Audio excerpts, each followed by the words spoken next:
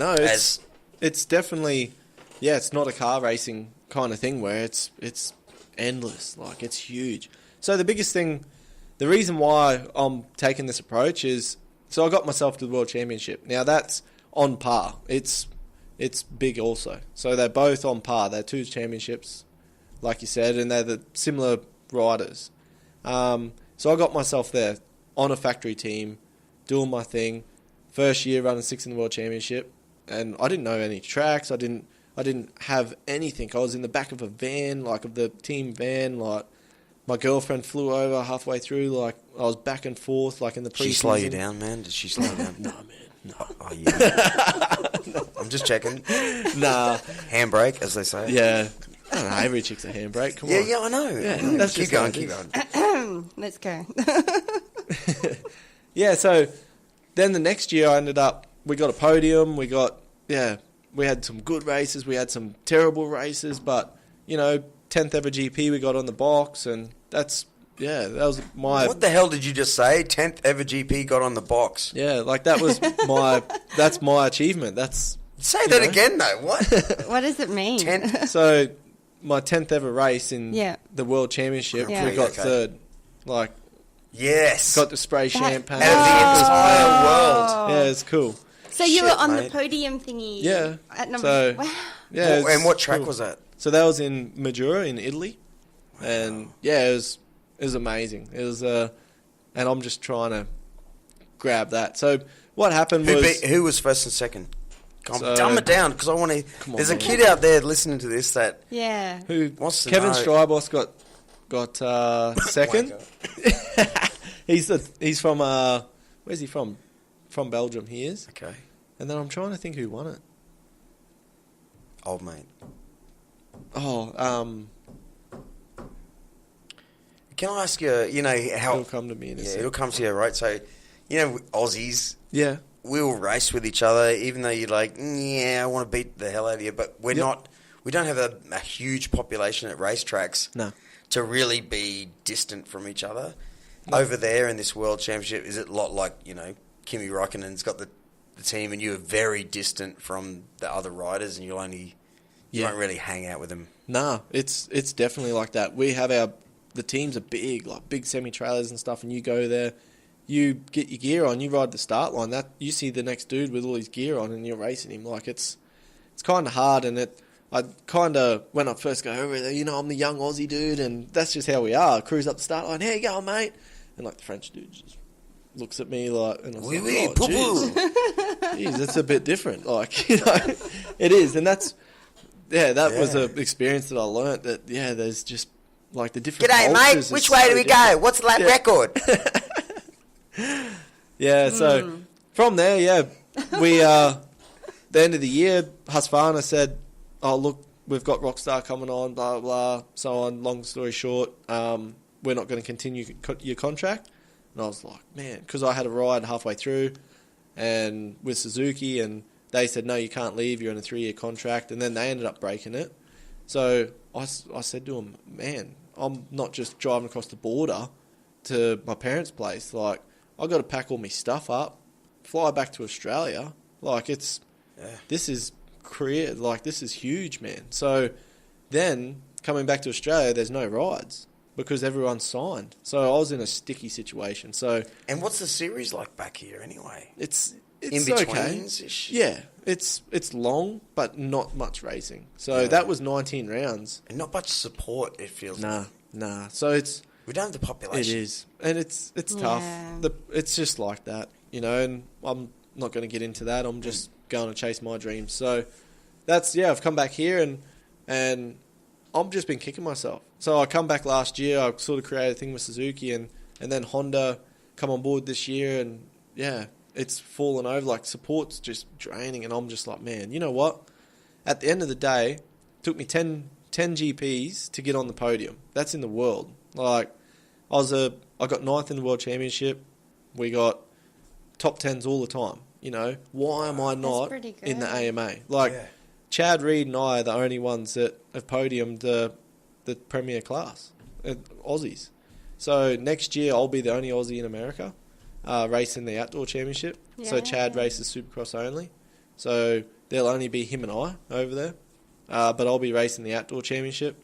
That's what I'm going for, is to go over there to, chase my dreams. That's what it's about. And I'm not going to get that racing here, trying to win races here. I need to be over there and have that good day that you're talking about, that you get out there and you land on the podium and they go, hey, Mr. Factory Honda comes over and goes, hey, mate, you want to come ride for us? Like, that's the opportunity I'm chasing. And again, going back to what I said about when you can see a good rider, I love Australia, but we've only got 5 million people or something. Yeah. How many have we got here? I don't know, I can't remember anymore. You You know what I mean? So you've got less people seeing this great rider, Todd Waters. Yeah, but you know what? You want that dude over there who's got, mate, $1 million is nothing to an American who loves racing, You know what the crazy thing is? So MX of Nations is like our Olympics kind of thing. So 3 riders from each country, and you go to a location in the world and you race. And you race for your country. So last year I come back home, and then we flew over to Majura where I got on the podium, and the Nations was there. So we just got a standard Suzuki. Like, they just sort of threw us a bike. We had a van, rocked up at the race. Like, and I'm racing against what I was there, and semis, and the support is insane. And we go out there and we get 5th in the first race, and I crash. So we're running 4th and we get 5th. And Dean Ferris is there. He won the championship this year and last year. And Dean's also, he podiumed the MX2 class over there. And Dean, I think he got a 6th in the race as well. And then this year, Kirk Gibbs, who you were saying, he went over and I think he got a 5th or a 4th. So what I'm saying is, like, the 3 of us, we're racing here in Australia. The championship's small. The world doesn't really see it. But we go into the World Championship and stuff, and we're running with those dudes. Like, with the Americans, the top guys are fast. There's no kidding. But with what we got hardly any tracks. Like, we're getting all their tracks shut down. We're just cruising around dusty tracks and practicing by ourselves, and we can run it with these dudes. There's no reason to really... like, compared to, you see the American program, like, it's insane. Like, the investment that the teams put into it. Yeah.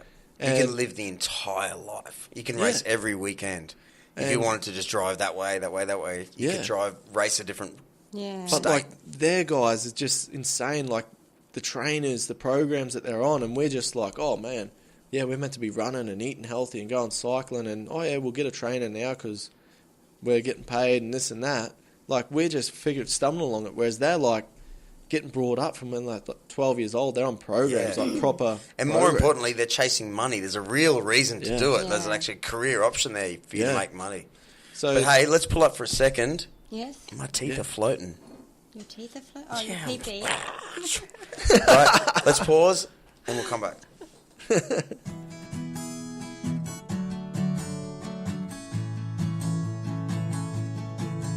I woke up in a pool of my dog's own vomit. I guess he must have overdosed last night. I was fixing my transmission on my 97 Chevy, scratching on my titties and drinking Miller Lite. What happens is, basically, you run a team. Yeah. So Honda support your team because you run a good program. You've got a good factory, a good truck, and you sell the product well. So they invest money into you to run their bike. Yeah. So you represent Honda or whatever brand is willing to do that.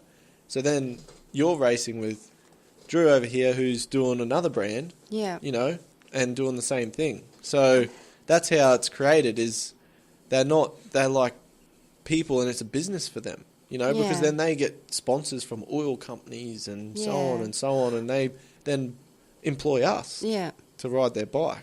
So it's like a big, and it just grows. Yeah. So obviously in Europe and America where there's so many people, like it's massive. So obviously they're selling more bikes, they have more budget, things are bigger and greater, and it just So the ultimate winners are the sponsors then, aren't they? Like, because can you imagine, I'm just using Honda as an example though, but if I'm Honda, like the head honcho Honda, yeah, and I've got my Australian team's coming first, my French team's coming second, and the third is a Japanese Honda team. Like, it's like, holy crap, how good is fucking Honda? Yeah, you know? for sure. Yeah. But, like, when you say that, like, the Australian team races in Australia. So there's only the one Honda team in Australia. But what about this AMA thing? Isn't that so they'll have a Honda team. Yeah. Like their factory team, and then I'll be racing Honda as well. So, they got more riders there on Hondas. But the beauty about bike racing is that even if you could buy the latest brand new Honda, and then you were racing against the factory Honda team, there's not, I could only imagine, there's not that much they could actually change on the latest bike. So because you're doing so much, probably 30% of the time you're in the air. Yeah. There's... Yeah. It's not like road racing where you're constantly got your tyres on the ground and Mercedes. You could buy the latest Mercedes Formula 1 car, but then you've got the Mercedes team here pumping $400 million into making that one little change. Exactly. So with us, it's... You can have multiple Honda teams. Yeah. Is what I'm saying. That aren't Japanese I Honda understand Japan. that. But like what I find it hard to wrap my head around is... Like, I don't know, No, motorsport. keep going. I love it. No, seriously. Seeing you squirm, all awkward. Well, because Honda, all they want to do is sell Honda bikes. Yeah, so they need to win.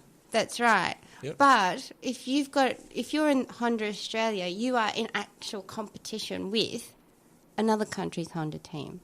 Yeah. But to Honda, it doesn't really matter which one wins. No, but it means to you that your rider wins because you want to beat Drew's rider because that's how you get sponsors. Yeah. You know? Yeah. So then you go to Honda and say, hey, I need this for the next season because I won. Oh, my team won. Okay, yeah. Okay, I get you now. The bike is just the thing you rode. Yeah. So I need to employ a trainer for the team. Yeah. Because that's going to benefit my two riders. Yeah. So... And you can take that to Honda and say, hey. Yeah. So Honda's the bike, the manufacturer. I think we should go to Honda. How many times have we said the word Honda in this podcast? Can you say it in Japanese, please? Honda. Honda. Oh, Honda. Okay, Honda. Hey Google. Where does Honda originate? Honda Motor Company was founded in Hamamatsu. Hamamatsu. Oh. Hey Google. What is the story of Honda Motor Company? Sorry, I don't understand. We'll just leave it at that. Can I tell you something, man? Yeah. Right. Rika. Yes. You're only 26, Todd. Yeah. Can you see what we're seeing here? Like a dude that's travelled around the world multiple times. Yeah. And a switched-on cat. Yeah. Right? How many guys did you grow up with in Cairns who are still in Cairns? And they're great guys, don't get me wrong. Yeah. But, like the beauty Never been out of Cairns. The beauty of teams and motocross and working together and like my second job, see this thing here, that's a band, right? Yeah. So I went from racing and going, racing's a lot like being in a band. You have this little group. Yeah. And you never want to speak ill of the dudes in the group because it matters so much to the team. Yeah. You want to keep the team going, even if old mate is pissing you off. Yeah. You know what I mean? You will not... but it makes you a good man, I think. Yeah. To rise above all these funny little situations and the politics within a team. Yeah. And that's what makes a great racer and a great person. Yeah. You're only 26. That's what I'm getting at. I know, you're very mature. Very mature. Very mature. Yeah. For just your whole attitude towards everything. I thought that too, yeah. No, it is. Oh, I guess it is the... All right, I'm going to bring you down a peg. Yeah, let's do it. I did this to Sawley. I did this to Cade Mosig. Yeah. Give us your best dirt bike sound. Only two-stroke, hey? Yeah. Of course. What, 500? Actually, the first one you used to do when you were a kid and what you've grown to become. Oh, yeah. Okay. So